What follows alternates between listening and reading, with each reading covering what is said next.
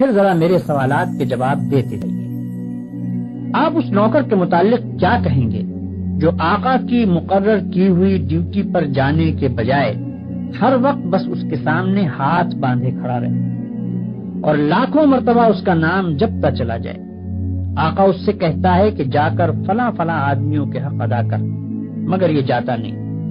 بلکہ وہیں کھڑے کھڑے آقا کو جھک جھک کر 10 سلام کرتا ہے اور پھر ہاتھ باندھ کر کھڑا ہو جاتا ہے۔ آقا اسے حکم دیتا ہے کہ جا اور فلاں فلاں خرابیوں کو مٹا دے، مگر یہ 1 انچ وہاں سے نہیں ہٹتا اور سجدے پر سجدے کیے چلا جاتا ہے۔ آقا حکم دیتا ہے کہ چور کا ہاتھ کاٹ دے، یہ حکم سن کر بس وہیں کھڑے کھڑے نہایت خوش الہانی کے ساتھ چور کا ہاتھ کاٹ دے، چور کا ہاتھ کاٹ دے 20 مرتبہ پڑھتا رہتا ہے، مگر ایک دفعہ بھی اس نظام حکومت کے قیام کی کوشش نہیں کرتا جس میں چور کا ہاتھ کاٹا جا سکے۔ کیا آپ کہہ سکتے ہیں کہ یہ شخص حقیقت میں آقا کی بندگی کر رہا ہے؟ اگر آپ کا کوئی ملازم یہ رویہ اختیار کرے تو میں نہیں جانتا ہوں کہ آپ اسے کیا کہیں گے، مگر حیرت ہے آپ پر کہ خدا کا جو نوکر ایسا کرتا ہے آپ اسے بڑا عبادت گزار کہتے ہیں۔ یہ ظالم صبح سے شام تک خدا جانے کتنی مرتبہ قرآن شریف میں خدا کے احکام پڑھتا ہے، مگر ان احکام کو بجا لانے کے لیے اپنی جگہ سے جنبش تک نہیں کرتا، بلکہ نفل پر نفل پڑھے جاتا ہے، 1000 دانہ تسبیح پر خدا کا نام جپتا ہے اور خوش الہانی کے ساتھ قرآن کی تلاوت کرتا رہتا ہے۔ آپ اس کی یہ حرکتیں دیکھتے ہیں اور کہتے ہیں کہ کیسا زاہد عابد بندہ ہے۔ یہ غلط فہمی صرف اس وجہ سے ہے کہ آپ عبادت کا صحیح مطلب نہیں جانتے۔ ایک اور نوکر ہے جو رات دن ڈیوٹی تو غیروں کی انجام دیتا ہے، احکام غیروں کے سنتا اور مانتا ہے، قانون پر غیروں کے عمل کرتا ہے اور اپنے اصلی آقا کے فرمان کی ہر وقت خلاف ورزی کیا کرتا ہے، مگر سلامی کے وقت آقا کے سامنے حاضر ہو جاتا ہے اور زبان سے آقا ہی کا نام جپتا رہتا ہے۔ اگر آپ میں سے کسی شخص کا نوکر یہ طریقہ اختیار کرے تو آپ کیا کریں گے؟ کیا آپ اس کی سلامی کو اس کے منہ پر نہ مار دیں گے؟ جب وہ زبان سے آپ کو آقا اور مالک کہے گا تو کیا آپ فوراً یہ جواب نہ دیں گے کہ تو پرلے درجے کا جھوٹا اور بے ایمان ہے، تنخواہ مجھ سے لیتا ہے اور نوکری دوسروں کی کرتا ہے، زبان سے مجھے آقا کہتا ہے اور حقیقت میں میرے سوا ہر ایک کی خدمت کرتا پھرتا ہے؟ یہ تو ایک معمولی عقل کی بات ہے جسے آپ میں سے ہر شخص سمجھ سکتا ہے، مگر کیسی حیرت کی بات ہے کہ جو لوگ رات دن خدا کے قانون کو توڑتے ہیں، کفار و مشرکین کے احکام پر عمل کرتے ہیں اور اپنی زندگی کے معاملات میں خدا کے احکام کی کوئی پرواہ نہیں کرتے، ان کی نماز اور روزے اور تسبیح اور تلاوت قرآن اور حج و زکوٰۃ کو آپ خدا کی عبادت سمجھتے ہیں۔ یہ غلط فہمی بھی اسی وجہ سے ہے کہ آپ عبادت کے اصل مطلب سے ناواقف ہیں۔ ایک اور نوکر کی مثال لیجیے۔ آقا نے اپنے نوکروں کے لیے جو وردی مقرر کی ہے یہ ٹھیک ناپ تول کے ساتھ اس وردی کو پہنتا ہے، بڑے ادب اور تعظیم کے ساتھ آقا کی خدمت میں حاضر ہوتا ہے، ہر حکم کو سن کر اس طرح جھک کر بصر و چشم کہتا ہے کہ گویا اس سے بڑھ کر اطاعت گزار خادم کوئی نہیں۔ سلامی کے وقت سب سے آگے جا کر کھڑا ہوتا ہے اور آقا کا نام جپنے میں تمام نوکروں سے بازی لے جاتا ہے، مگر دوسری طرف یہی شخص آقا کے دشمنوں اور باغیوں کی خدمت بجا لاتا ہے، آقا کے خلاف ان کی سازشوں میں حصہ لیتا ہے اور آقا کے نام کو دنیا سے مٹانے میں جو کوشش بھی وہ کرتے ہیں اس میں یہ کمبخت ان کا ساتھ دیتا ہے۔ رات کے اندھیرے میں تو آقا کے گھر میں نقم لگاتا ہے اور صبح بڑے وفادار ملازموں کی طرح ہاتھ باندھ کر آقا کی خدمت میں حاضر ہو جاتا ہے۔ ایسے نوکر کے متعلق آپ کیا کہیں گے؟ یہی نہ کہ وہ منافق ہے، باغی ہے، نمک حرام ہے، مگر خدا کے جو نوکر ایسے ہیں ان کو آپ کیا کہیں گے؟ آپ سمجھتے ہیں کہ ہاتھ باندھ کر قبلہ رو کھڑے ہونا، گھٹنوں پر ہاتھ رکھ کر جھکنا، زمین پر ہاتھ ٹیک کر سجدہ کرنا اور چند مقرر الفاظ زبان سے ادا کرنا، بس یہی چند افعال اور حرکات بجائے خود عبادت ہیں؟ آپ سمجھتے ہیں کہ رمضان کی پہلی تاریخ سے شوال کا چاند نکلنے تک روزانہ صبح سے شام تک بھوکے پیاسے رہنے کا نام عبادت ہے؟ آپ سمجھتے ہیں کہ قرآن کے چند رکوع زبان سے پڑھ دینے کا نام عبادت ہے؟ آپ سمجھتے ہیں کہ مکہ معظمہ جا کر کعبے کے گرد طواف کرنے کا نام عبادت ہے؟ غرض آپ نے چند افعال کی ظاہری شکلوں کا نام عبادت رکھ چھوڑا ہے، اور جب کوئی شخص ان شکلوں کے ساتھ ان افعال کو ادا کر دیتا ہے تو آپ خیال کرتے ہیں کہ اس نے خدا کی عبادت کر دی اور اس کی تخلیق کا مقصد پورا ہو گیا، اب وہ اپنی زندگی میں آزاد ہے کہ جو چاہے کرے۔ لیکن اصل حقیقت یہ ہے کہ اللہ نے جس عبادت کے لیے آپ کو پیدا کیا ہے اور جس کا آپ کو حکم دیا ہے وہ کچھ اور ہی چیز ہے۔ وہ عبادت یہ ہے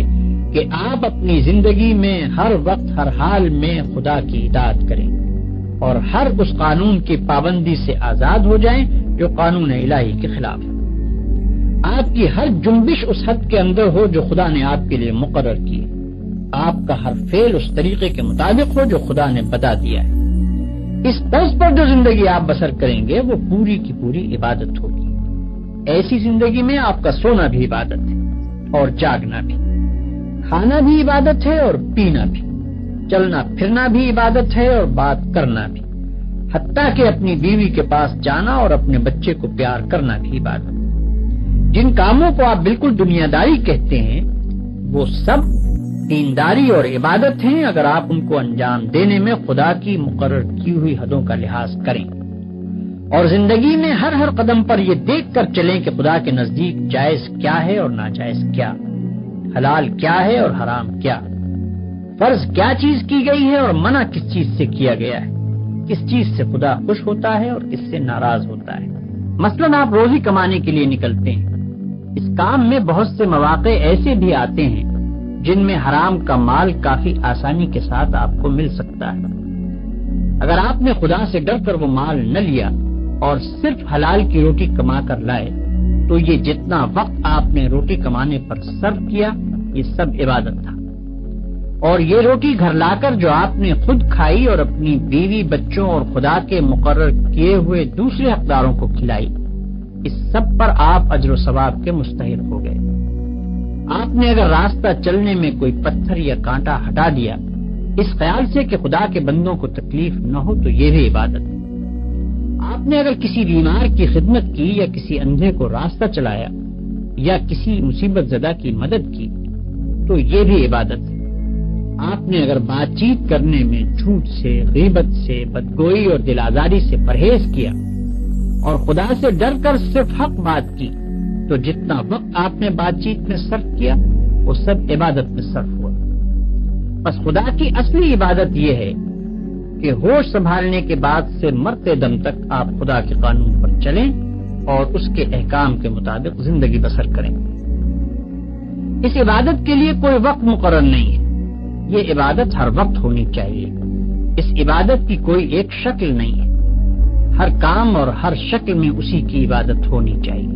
جب آپ یہ نہیں کہہ سکتے کہ میں فلاں وقت خدا کا بندہ ہوں اور فلاں وقت اس کا بندہ نہیں ہوں تو آپ یہ بھی نہیں کہہ سکتے کہ فلاں وقت خدا کی بندگی و عبادت کے لیے ہے اور فلاں وقت اس کی بندگی و عبادت کے لیے نہیں ہے۔ بھائیوں، آپ کو عبادت کا مطلب معلوم ہو گیا اور یہ بھی معلوم ہو گیا کہ زندگی میں ہر وقت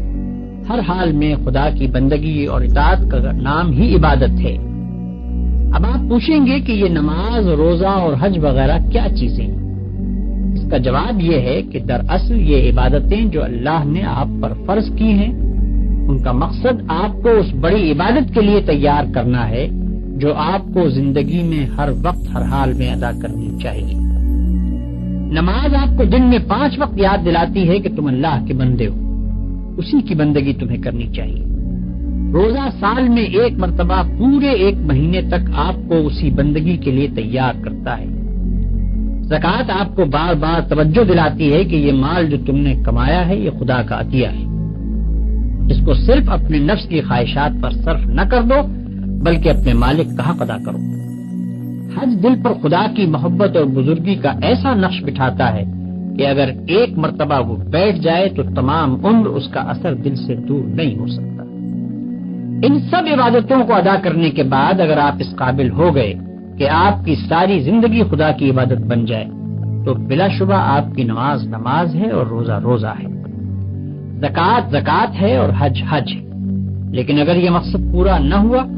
تو محض رکوع اور سجدہ کرنے اور بھوک پیاس کے ساتھ دن گزارنے اور حج کی رسمیں ادا کر دینے اور زکوٰۃ کی رقم نکال دینے سے کچھ حاصل نہیں۔ ان ظاہری طریقوں کی مثال تو ایسی ہے جیسے ایک جسم کہ اگر اس میں جان ہے اور وہ چلتا پھرتا اور کام کرتا ہے تو بلا شبہ ایک زندہ انسان ہے، لیکن اگر اس میں جان ہی نہیں تو وہ ایک مردہ لاش۔ مردے کے ہاتھ، پاؤں، آنکھ، ناک سبھی کچھ ہوتے ہیں مگر اس میں جان نہیں ہوتی، اس لیے تم اسے مٹی میں دبا دیتے ہو۔ اسی طرح اگر نماز کے ارکان پورے ادا ہوں یا روزے کی شرطیں پوری ادا کر دی جائیں مگر خدا کا خوف، اس کی محبت اور اس کی وفاداری و اطاعت نہ ہو جس کے لیے نماز اور روزہ فرض کیا گیا ہے، تو وہ بھی ایک بے جان چیز ہوگی۔